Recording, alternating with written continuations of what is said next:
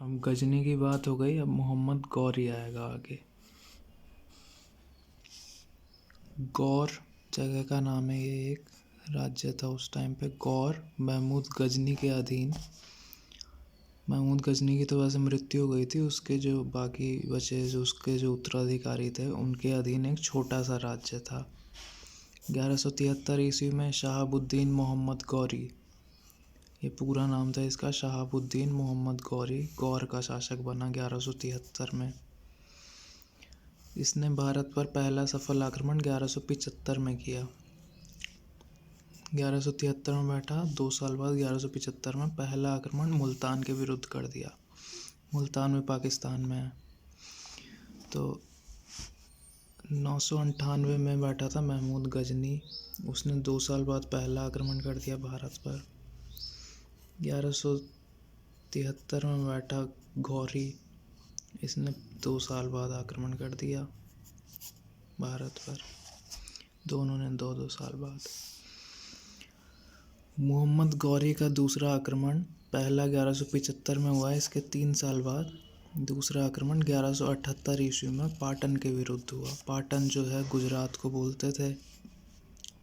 पाटन के विरुद्ध हुआ और यहाँ का शासक भीम टू ने गौरी को बुरी तरह परास्त कर दिया। भीम टू ने गौरी को पूरी तरह परास्त कर दिया, पहला आक्रमण जो हुआ था। मोहम्मद गौरी द्वारा लड़ा गया प्रमुख युद्ध, तराइन का प्रथम युद्ध 1191 ईस्वी। गौरी और पृथ्वीराज चौहान के बीच में हुआ था तराइन का युद्ध। हुआ क्या था, गौरी मुल्तान वगैरह क्षेत्र जीता था, यहाँ पर इसने अपने सेना बिठा दी। महमूद गजनी जो था वो लूट कर चले जाता था यहाँ, लेकिन ये लूटता भी था और अपने बंदे बिठा देता था वहाँ पर। तो इसने फिर 1191 में अपनी सेना भेजी दिल्ली की तरफ कूच करने को। पृथ्वीराज चौहान उस समय शासक था दिल्ली का। इसको पता चला तो ये अपनी सेना लेके आ गया। पृथ्वीराज चौहान ने गौरी को बुरी तरह से हरा दिया मुसलमानों को। इसमें चौहान की जीत हो गई। तराइन का दूसरा युद्ध हुआ 1192 में। गौरी और पृथ्वीराज चौहान के बीच में हुआ अगले साल वापस। इसमें लेकिन गौरी की जीत हो गई और गौरी ने पृथ्वीराज चौहान को मार डाला। चंदावर का युद्ध, कहा जाता है कि जो जयचंद था राठौड़ वंश, गहड़वाल वंश का, जयचंद की बेटी को पृथ्वीराज चौहान ने अगवा कर लिया था, अपहरण कर लिया था संयोगिता को। जयचंद इससे बहुत दुखी था, परेशान था, गुस्सा में था। जयचंद ने गौरी को आमंत्रित किया था कि तुम पृथ्वीराज चौहान को हराओ और दिल्ली पर राज करो, मैं तुम्हारी सहायता करूंगा। गौरी ने क्या किया, पृथ्वीराज को तो हराया ही हराया और 2 साल बाद ही 1194 में जयचंद पर हमला कर दिया। चंदावर का युद्ध इसे कहा जाता है। जयचंद जो था बहुत बूढ़ा हो गया था, बुजुर्ग शासक था, 80+ इसकी उम्र थी उस समय। गौरी उतना बूढ़ा नहीं था, इसकी सेना भी मजबूत थी। तो गौरी ने जयचंद को हरा दिया और उसके राज्य पर भी कब्जा कर लिया, कन्नौज पर।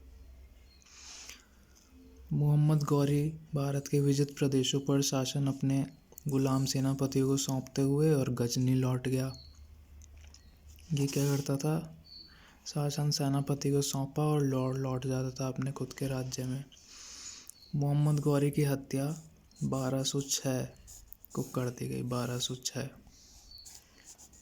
ये कैसे याद रखेंगे, 1206 में गुलाम वंश की स्थापना हुई थी भारत में, सल्तनत काल की।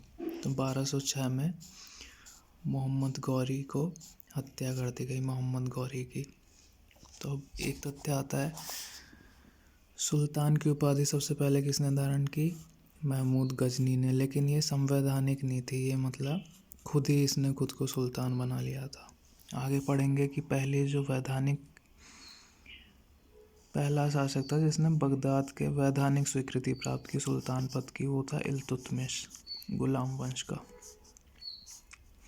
वैधानिक स्वीकृति सुल्तान पद की किसने प्राप्त की, इल्तुतमिश ने। और पहला सुल्तान कौन था, महमूद गजनी। ये चीज़ याद रखेंगे। अब आगे हम पढ़ेंगे गुलाम वंश अगले वीडियो में।